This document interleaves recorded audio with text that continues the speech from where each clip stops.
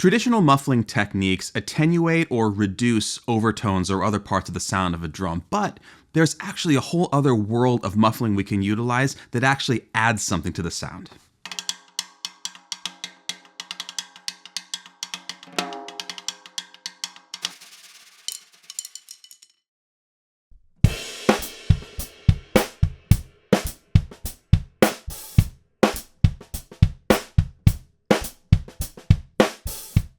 When we press into a drum head with some kind of pad, or if we set something on it to reduce its ability to vibrate, we result in a more muffled sound. Ordinarily, this is for the sake of attenuating or reducing overtones, hearing a more focused fundamental, or generally reducing the overall volume of the drum. In conversation, players will refer to this sometimes as adding something to the sound, for instance, boosting the fundamental or something like that, when in reality, the physics of the process prevents that from being the actual case. We can only remove if we add more mass or pressure to the drum. There's no way to actually add anything, or is there? Today we're going to be showcasing different forms of muffling that actually add something to the overall sound of the drum while still offering different degrees of muffling along the way. It's likely that some of the things you'll see today are things you may have seen before or even tried out yourself without necessarily understanding or diving into what is occurring when we make these changes. First, let's hear the drum as is with nothing added to it, and then we'll start moving through some different options and explore each one of them.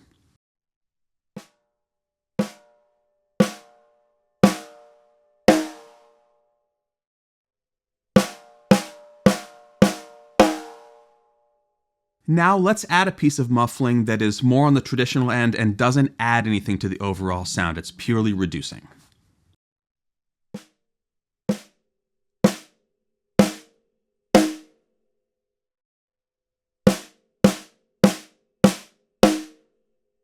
Because of the added mass at the outer edge when we put this ring onto the drum, we're reducing or attenuating overtones, which gives us the perception of a more condensed and powerful fundamental out of the center of the drum.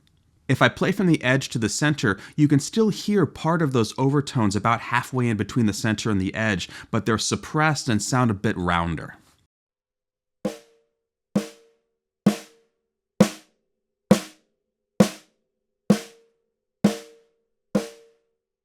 With this muffling scenario, we do still hear some activity in the overtone spectrum unless we hit the drum dead center. This is a really excellent way to mellow out the overall sound of a snare drum and give the perception that the instrument is quieter than it actually is. At the same time, this is giving us somewhat of a low-pass filter where the high frequencies are getting reduced even in the snare wires, not just in the batter head. This can make it start to sound, especially if we add more than this, like we're cupping our hands over our ears or maybe turning down the high end on the EQ of the instrument. What would happen then if we muffled the drum in a way that attenuated those high frequencies and gave us some low pass effect, but then also brought back high frequencies in that range that we lost that are totally different than the sound of overtones in a wide open snare drum? We're going to go through a few options here, starting with the most subtle, so make sure to listen carefully. Headphones if you got them. Here we go.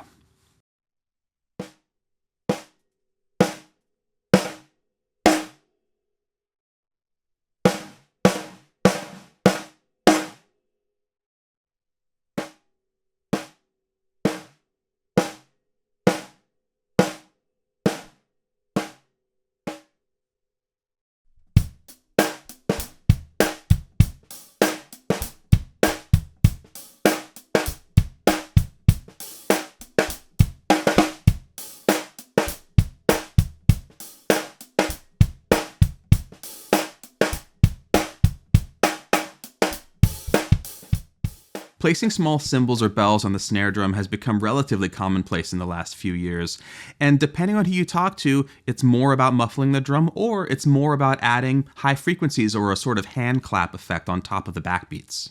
As you can hear, striking the drum in the center versus catching the rim is a pretty dramatically different effect in the overall sound. The weight of the splash or the bell on there is also a deciding factor. The lighter it is, the more it's going to jump when you strike the drum, and the heavier it is, the less response you're going to get from that.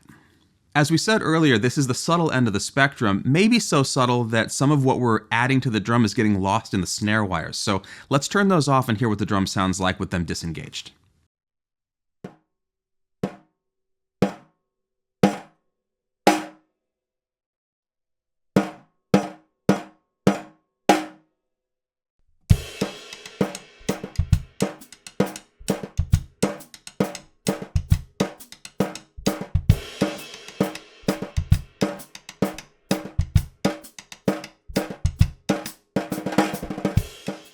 This is also a super usable sound, and depending on how you play the drum, how you attack it, it can give you something in between a wide open drum and having the snare wires engaged.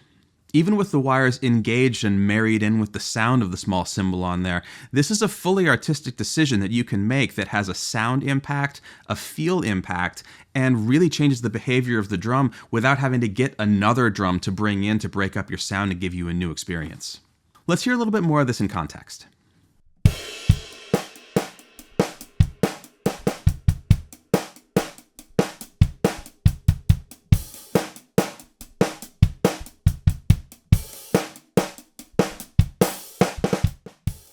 Let's go a step further to my personal favorite of the set, which is adding small ankle bells or shell bells to the batter head.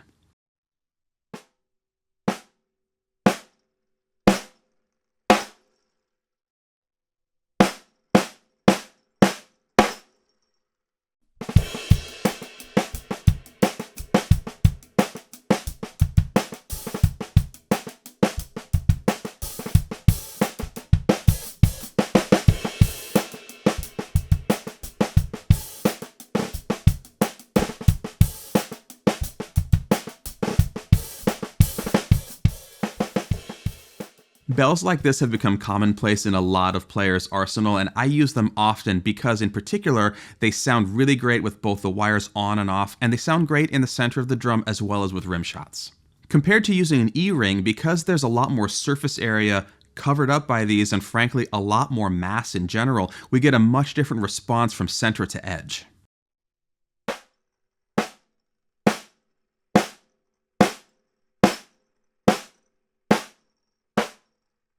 This really homogenizes the sound of the entire drum head and allows us to be a little more relaxed with our strike zone and also play with hands and other implements if we want to without worrying about having to be super precise. Let's hear what the bells sound like on this drum with the wires turned off.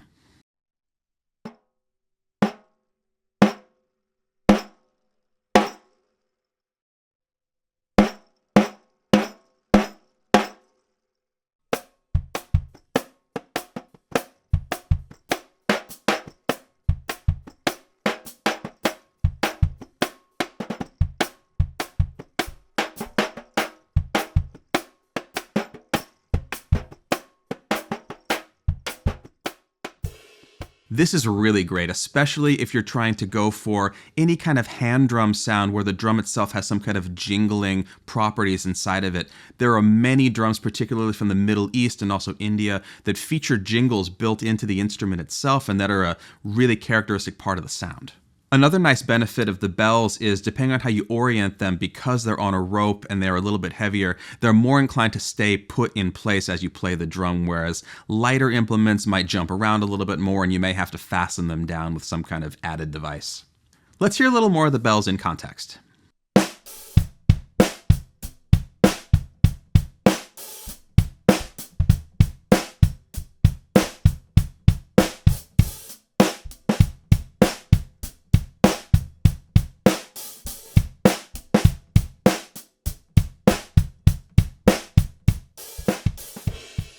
One other thing that I really love about this style of bells is, especially if you tie them in a knot so that you have a circle, you can hang them on cymbals, you can put them on your hi-hat, basically any part of the kit that you're going to be striking or moving, you can add this kind of sustain and brightness to, which is a really great added benefit. And now, finally, the most dramatic of the group, the snare ring, this one by Greg Keplinger.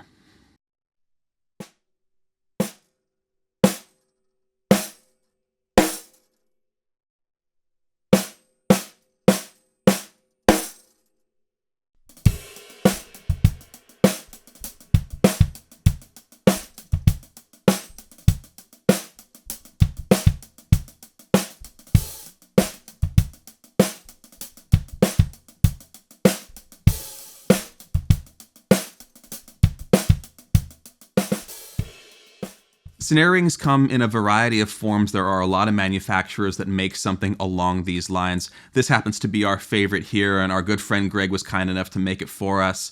This one is considered from the custom series because it's hit with blowtorches and stuff to make it look crazy. But the beautiful thing about this one in particular is it's weighted to one side so that you get a certain kind of response with the jingles opposite, and it also lifts it off the head so there's a little bit more resonance than some other models. The response of this design is unique because it is applying pressure around the circumference of the head, but there's only jingles on half of it, so you don't get an overwhelming jingle experience, and also, depending on how you orient it, you're not necessarily going to end up striking the jingles with your stick, which is delightful.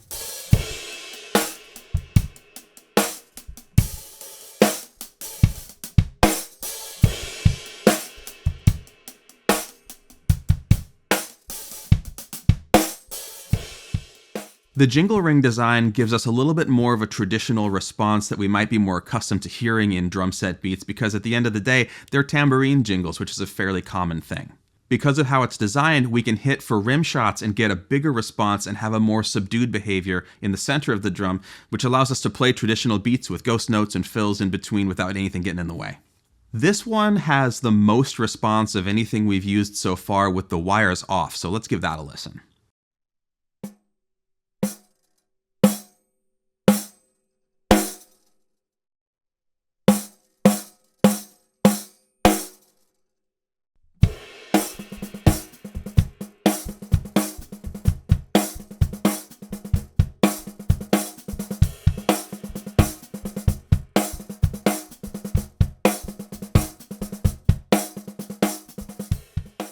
Beyond muffling the drum, the amount of noise you get from tambourine jingles is going to obscure the natural sound of the drum that you started with more than any of the other options that we've used today. But at the same time, playing this drum in the center with a ring around the edge does feel a little more open than all of the weight and surface area that the bells were giving us earlier. Additionally, it's very easy to pull this or any of these implements off of the drum really quickly to the point where you could use any one of them for a section of a song in live performance, or for a section of a song in a recording studio, assuming you can put it down quietly.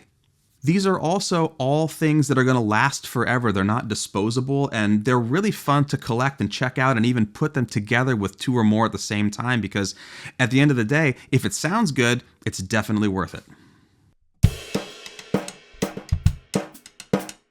Everything we've tested out today gives us from a little to a lot of muffling, just like traditional muffling implements would, while at the same time sculpting our sound into a realm that wouldn't be achievable with traditional muffling or an unfettered drum. It's worth checking out all the possibilities in this realm because this is giving us lots that we can add to the drum that's already in front of us. We can grow new sounds out of it and add along the way instead of just taking things away.